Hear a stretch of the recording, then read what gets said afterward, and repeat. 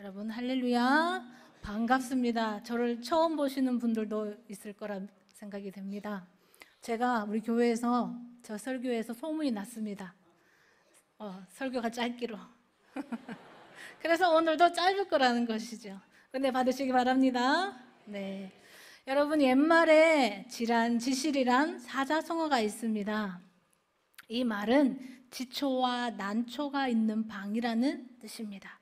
좋은 풀과 향기로운 난초가 있는 방에 들어가면 방 안이 그 향기로 가득 차 온 향기가 진동을 하게 됩니다. 이것은 좋은 벗이나 선한 사람과 함께 머물며 그 선한 영향력이 자연스럽게 스며들면서 같이 있는 온 성도가 함께 선한 영향력을 끼치게 된다는 것입니다. 마찬가지로 하나님의 은혜가 임하면 우리의 심령에도 향기가 납니다. 그것은 바로 그리스도 향기입니다. 그리스도의 향기는 사랑의 향기요, 믿음의 향기요, 생명의 향기입니다. 그 은혜가 가득하게 되면 돌처럼 굳어있던 우리의 마음이 연한 순처럼 부드러워지고 우리의 부드러운 마음에 그 은혜가 가득하게 된다는 것입니다. 혹시 여러분 산에 이슬이 내릴 때 가장 많이 내리는 곳이 어딘지 아십니까? 높은 산 꼭대기가 아니라 가장 낮고 깊은 골짜기입니다.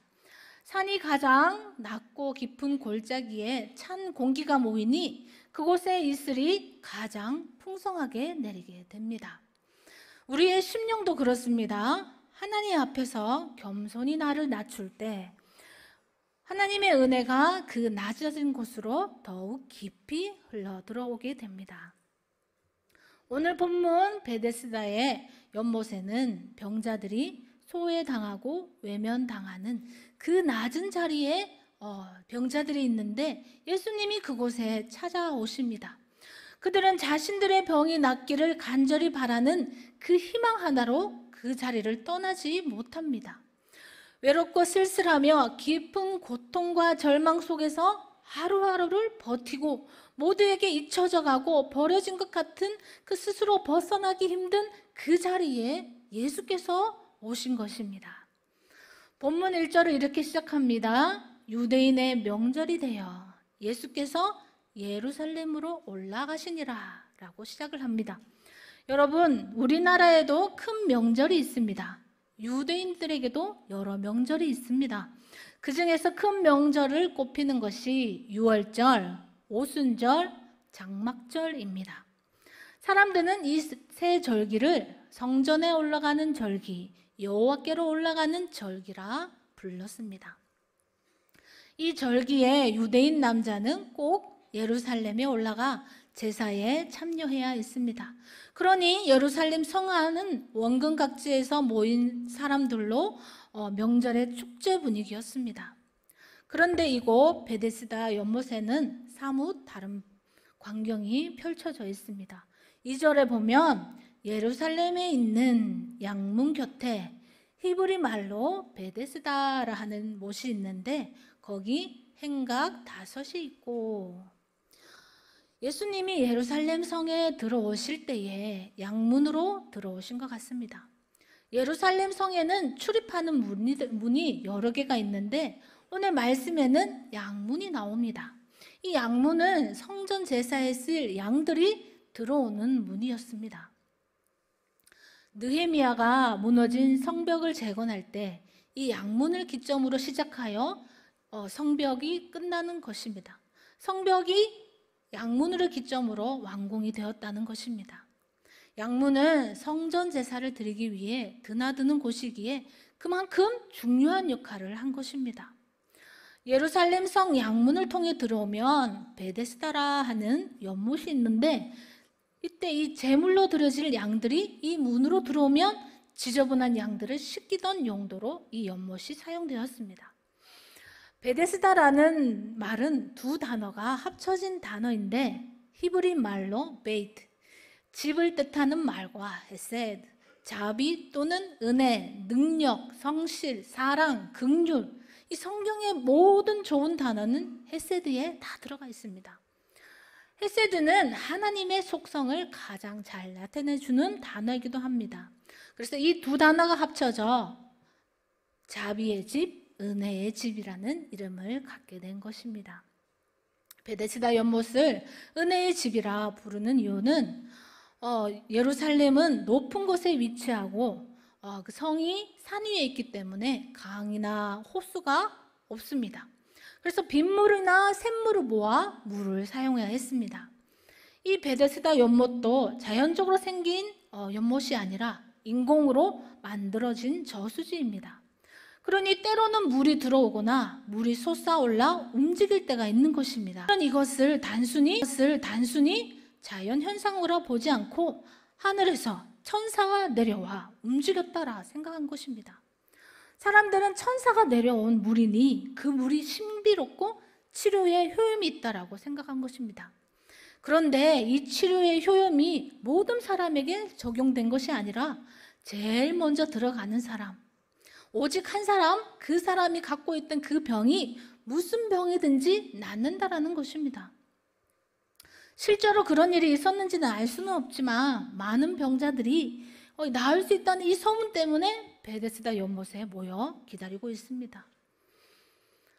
성전 제사를 드리는 명절, 기쁜 명절날 베데스다의 이 병자들은 성전이 바로 코앞인데도 못 들어가고 있는 것입니다.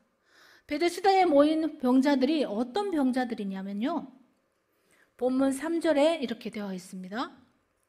그 안에 많은 병자, 맹인, 다리 저는 사람, 혈기 마른 사람들이 누워 물의 움직임을 기다리니.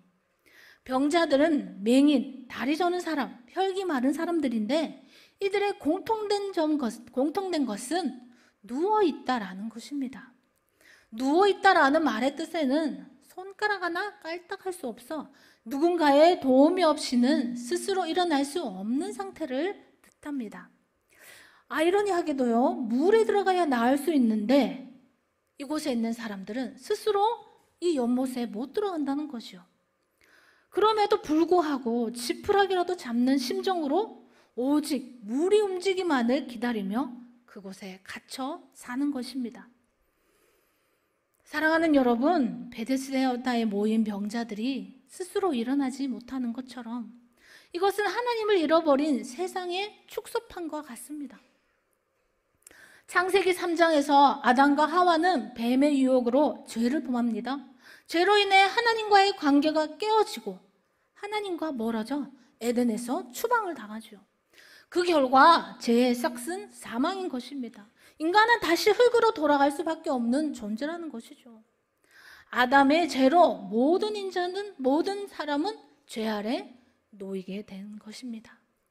죄인의 영적 상태는 바로 이 베데스다에 누워있는 병자들처럼 하나님께 나아갈 수도 스스로 구원받을 수도 없는 전적인 무능력한 상태가 되어버린 것입니다. 영적으로 하나님을 아는 것에는 무감각해지고 하나님의 헤세드, 자비와 은혜보다는 인간의 욕망을 위해 세상의 것으로 채우려고 하는 것입니다.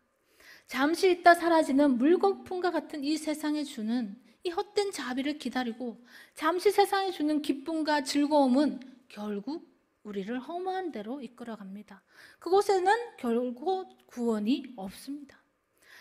베데스다의 연못이 물이 움직일 때 달리기가 제일 빠른 한 사람, 아니면 힘을 밀치며 힘이 제일 센 한 사람, 오직 1등, 그 1등 한 사람에게 주어지는 은혜가 바로 세상의 은혜입니다.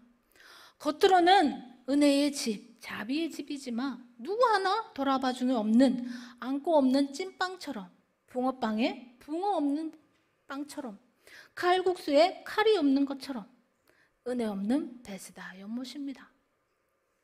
여러분, 소설 노인과 바다라는 유명한 소설이 있습니다. 이 소설에 나온 주인공은, 이 노인은 일평생 바다 위에서 고기를 잡는 어부 일을 했습니다. 그에게 그와 함께하는 소년이 있었는데 노인은 이 어린 소년에게 고기 잡는 법도 알려주고 때로는 스승처럼 때로는 친구처럼 지내왔습니다. 그런데 어느 날부터인지 노인이 바다에 나가 고기를 잡아보지만 고기가 한 마리도 잡히지 않습니다. 그 시간이 무려 84일이 지나갑니다. 물고기를 한 마리도 못 잡은 채 빈 그물, 빈 배만 돌아오는 것입니다. 주위 사람들이 말합니다. 그 노인 이제 힘도 없어. 실력도 한물 갔어. 노인 이제 형편없어. 한물간 노장이라면서 비아냥거려도 노인은 아랑곳하지 않고 85일째 되는 날도 노인은 무심한 듯 어느 때나 다름없이 바다로 나갑니다. 그동안 한참을 잠잠한 노인의 낚싯대에 드디어 입질이 옵니다. 이놈이 어찌나 힘이 센지 이틀 밤을 새가며 사투를 벌여 물고기를 잡아 올립니다. 이 물고기는 커다란 청새치 물고기입니다. 이 청새치를 너무 기분이 좋아 배에 매달고 집으로 돌아오는 길이었습니다. 아니 그래 이게 웬일입니까? 상어떼가 물고기의 냄새를 맡고 몰려오는 것이 아닙니까? 노인은 상어떼들의 온 힘을 다해 쫓아봤지만 소용이 없습니다. 이 큰 청새치의 살은 다 뜯어먹히고 뼈만 앙상하게 남아버리게 됩니다. 노인은 배를 뼈만 달고 돌아오게 되니 이 허무함이 말할 것도 없는 것입니다. 우리의 인생도 마찬가지입니다. 젊을 때는 꿈과 열정을 품고 앞만 보며 누구보다 치열하게 살아왔습니다. 그런데 세상은 때로는 우리에게 허무하게 주고 공허하게 느끼게 합니다. 솔로몬 왕은 세상의 모든 부와 권력, 지혜를 경험한 왕입니다. 그의 인생의 회고록에 전도서에서 이렇게 말합니다. 헛되고 헛되며 헛되고 헛되니 모든 것이 헛되도다. 하나님을 경외하고 그의 명령을 지킬지어다. 이것이 모든 사람의 본분이니라. 아멘. 세상의 부귀와 영화에 마음을 뺏기면 우린 어떻게 될까요? 하나님의 아는 것에는 무감각해지고 하나님의 헤세드인 자비와 은혜보다 세상이 주는 그 은혜를 쫓게 된 것입니다. 마치 밤낮 죽을 고비를 하며 그 청새치를 잡아왔지만 돌아오는 길에 상어떼에게 다 뜯겨 뼈만 남게 되듯이 우리의 인생도 뼈만 남는 그 인생이 된 것입니다. 그러나 여러분, 우리가 염려하지 말아야 할 것은, 우리가 낙심하지 말아야 할 것은 우리가 자칫 그릇된 길로 갈지라도 그 길이 비록 헛되고 허무한 인생길에 있다 할지라도 우리 주님은 우리를 찾아오십니다. 공허한 심령에 우리 주님이 찾아오시는 것입니다. 그러면 우리는 하나님의 영으로 채우면 됩니다. 세상에 주지 않는 기쁨, 세상의 그 즐거움을 하나님이 주는 그 기쁨과 즐거움으로 되찾을 줄로 믿습니다. 이 은혜 없는 베데스다에 연못에 모였던 수많은 사람들 중에 예수님께서는 한 사람을 주시하셨습니다. 5절과 6절을 보면 거기 38해 된 병자가 있더라. 예수께서 그 누운 것을 보시고 병이 벌써 오래된 줄로 아시고 이르시되 네가 낫고자 하느냐. 예수께서 38년 된 병자의 그 누운 것을 보셨고 라고 합니다. 여기서 보셨다라는 말은 단순히 눈으로, 시선으로 바라보았다는 것이 아닙니다. 헬라어로 블레포라는 단어를 사용하는데 이것은 단순히 관찰하다라는 뜻이 아니라 깊이 들여다보고 그 마음 깊은 곳을 살펴보았다라는 뜻입니다. 예수님은 그의 좌절의 삶, 그 상처와 외로움의 그 고통의 삶, 그 모든 세월 그것을 보셨다라는 것이죠. 그리고 예수님은 그에게 네가 낫고자 하느냐라고 물으셨습니다. 어쩌면 이 질문은 병자에게 답이 필요 없는 질문일지도 모릅니다. 혹은 움직일 수도 없는 그에게 자신을 무시하는 질문처럼 느껴질지도 모릅니다. 병자는 말합니다. 주여, 물이 움직일 때 나를 못에 넣어 줄 리가 없어. 내가 가는 동안에 다른 사람들이 먼저 내려가나이다.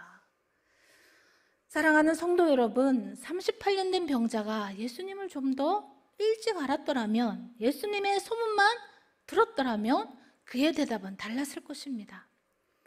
마태복음 15장에 가나안 여인이 예수님께 찾아와 귀신 들린 자신의 딸을 고쳐달라고 간청을 합니다. 그녀는 예수님의 소문을 들었고 예수님이 오신다는 소식에 예수님이 지나가는 것을 붙들어 자신의 딸을 고쳐달라고 매달리고 간청을 합니다. 그런데요, 예수님의 반응은 너무 매몰차입니다. 자녀에게 줄 떡을 개들에게 줄 수 없다라고 거절하십니다. 이 여인은 예수님께 개 취급을 받지만 그럼에도 불구하고 여인은 포기하지 않았습니다. 딸을 살리기 위해 포기하지 않은 것입니다. 맞습니다, 주님. 개들도 주인의 상에서 떨어지는 부스러기라도 먹습니다. 부스러기 은혜라도 주십시오. 예수님만이 고칠 수 있다는 그 간절함을 보셨고 그녀의 믿음대로 그녀의 딸은 고침을 받게 됩니다. 그런데 이 38년 병자는 예수님이 누군지 전혀 모르고 있습니다. 하나님의 아들이시고 우리의 창조자이신 예수님이 하나님이신 걸 전혀 모르고 있는 것입니다.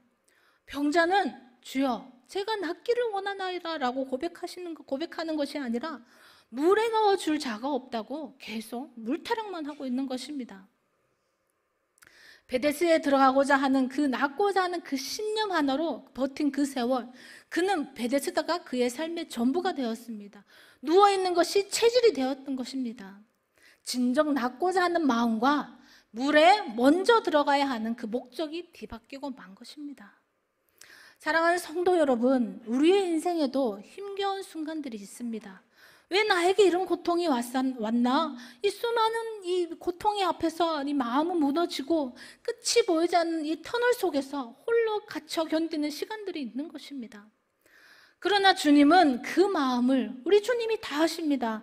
우리의 눈물, 이 답답한 그 기쁨의 한숨까지도 다 보고 계신다는 것이지요. 그리고 오늘 우리에게 똑같이 질문을 하십니다. 네가 낫고자 하느냐? 우리가 예수님께 나오는 목적이 무엇입니까? 단지 내가 원하는 바를 이루기 위해서입니까? 병이 낫고 문제가 해결되고 삶이 좀 더 편안해지고 돈을 좀 더 벌기 위해서 예수님께 나온 것입니까? 여러분, 예수님 앞에 병이 낫고 문제가 해결되고 삶이 좀 더 편안해지고 이 복 받는 것은 인생은 이 땅에서 그냥 누리는 단순한 수단일 뿐입니다. 물론 주님은 우리를 피로를 채우시는 분이십니다. 하지만 그것이 예수님을 만나는 최종 목적이 되어서는 안 됩니다. 그러기 위해 우리는 모든 문제를 넘어 계시는 하나님을 만나야 하는 것입니다. 나의 구원자이시며 나의 가장 친밀하신 예수님, 때로는 나의 위로자이시고 그 예수님을 만나는 것입니다. 하나님을 만나는 것이 우리의 목적이 되어야 하는 것입니다. 1907년에 미국에 대각성 부흥운동이 일어나는 시기가 있었습니다. 이때 한 여성이 토레이 목사님을 찾아와 고민을 했습니다.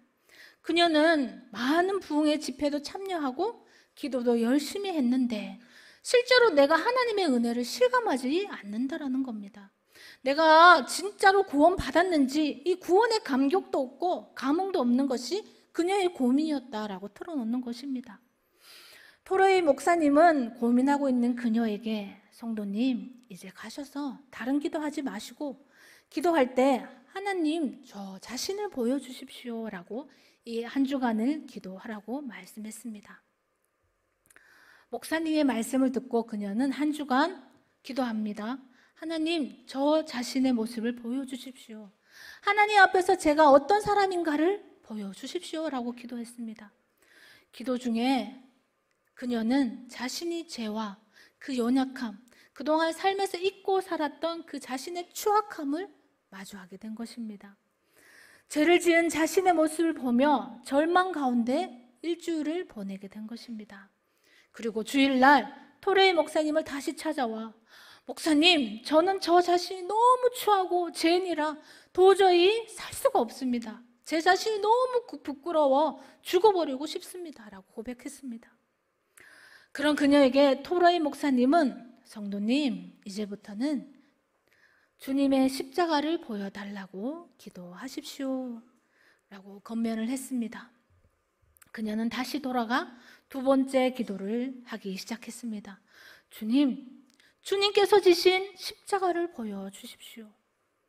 간절히 기도할 때 그녀는 십자가에 달리신 예수님의 모습을 바라보게 됩니다. 예수님께서 흘리신 그 십자가의 보혈과 그 은혜와 그 사랑이 얼마나 크고 놀라운지를 경험하게 된 것입니다. 사랑하는 성도 여러분, 예수 그리스도를 누군가를 깨닫는 것이 은혜인 줄로 믿습니다. 나를 위해 돌아가신 그 그리스도의 십자가를, 그 은혜를 아는 것이 우리의 힘인 줄로 믿습니다. 그리고 우리는 스스로 도저히 구원받을 수 없는 존재임을 깨닫게 될 때 그 참된 은혜를 경험하게 된 줄로 믿습니다. 주님은 38년 동안 그 자리에 머물러 있던 병자에게 이렇게 말씀하십니다. 일어나 내 자리를 들고 걸어가라. 주님의 말씀은 3가지 명령으로 이루어져 있습니다. 일어나라, 내 자리를 들어라, 그리고 걸어가라. 주님의 이 3가지 명령으로 그를 새로운 삶으로 이끄셨습니다. 첫 번째 명령, 일어나라입니다. 이 명령은 단순히 자리에서, 앉은 자리에서 일어나라는 말씀이 아니십니다. 이 원어의 뜻을 보면 죽은 자를 살릴 때 일어나라 하신 그 말씀인 것입니다. 예수님은 죽어서 무덤에 장사된 나사로에게 명합니다. 나사로야 나오너라. 나사로야 나오너라고 명하실 때 나사로가 걸어 나오게 된 것입니다. 죽은 회당장의 야이로의 딸에게 말합니다. 달리다쿰, 소녀야 일어나라. 그럴 때 죽었던 소녀가 다시 살아나 일어납니다. 예수님께서 말씀하셨을 때 나사로가 무덤에서 나오고 소녀가 죽음에서 일어났던 것입니다. 이것은 죄에서, 어두운 곳에서, 실패와 좌절에서 주님의 말씀이 일어나는 나의 결단과 의지가 필요한 것입니다. 말씀에 순종하기에 누워있는 그 자리에 일어나는 결단이 필요한 것입니다. 2번째 명령, 자리를 들어라. 여기에서 들다라는 그 말은 그동안 누워있던 침상을 거두고 말하라는 것입니다. 인간은 과거에 익숙한 곳으로 다시 돌아가려고 합니다. 더 이상 그 자리에 돌아가지 않겠다는 굳은 결심이 필요한 것입니다. 나의 과거의 습관, 과거의 상처, 과거의 그 쓴뿌리, 과거의 실패의 자리로 돌아가지 않기 위해 그 자리를 깨끗이 정리하고 벗어버리기 위해 그 과거의 자리를 정산해야 하는 것입니다. 3번째 명령, 걸어가라. 이제는 그 말씀에, 예수님의 말씀에 과거의 자리를 떠나야 합니다. 하나님이 예비하신 새로운 삶으로 말씀에 순종하여 믿음으로 걸어나가는 것입니다. 9절 말씀을 봅니다. 병자는 곧 나아 자리를 들고 걸어가니라. 이날은 안식이니라. 아멘. 이 사람은 주님께서 말씀에 치유와 역사를 경험하게 됩니다. 누워있던 병자의 삶에서 일어나 걸어 회복의 삶으로 재창조의 역사를 경험하게 됩니다. 그동안 그의 긴 38년의 그동안의 그 고통의 삶을 벗어나 마침내 하나님께서 주시는 참된 안식, 곧 하늘의 안식을 맞이하는 안식일이 된 것입니다. 여러분, 하늘의 안식은 하나님께서 예비해 두셨습니다. 주님과 함께 영원한 삶이 내 앞에 놓여져 있는 것입니다. 사랑하는 성도 여러분, 하나님께서 주시는 안식을 얻기 위해 우리는 말씀에서, 삶의 자리에서 주님께 순종해야 합니다. 그런 의미에서 한번 따라해 보시겠습니다. 과거의 자리에서 일어나 믿음으로 믿음의 자리에 들어가자. 믿음으로 믿음의 자리에 들어가자. 아멘. 한 번 더 해보겠습니다. 과거의 자리에서 일어나 믿음으로 믿음의 자리로 들어가자. 아멘.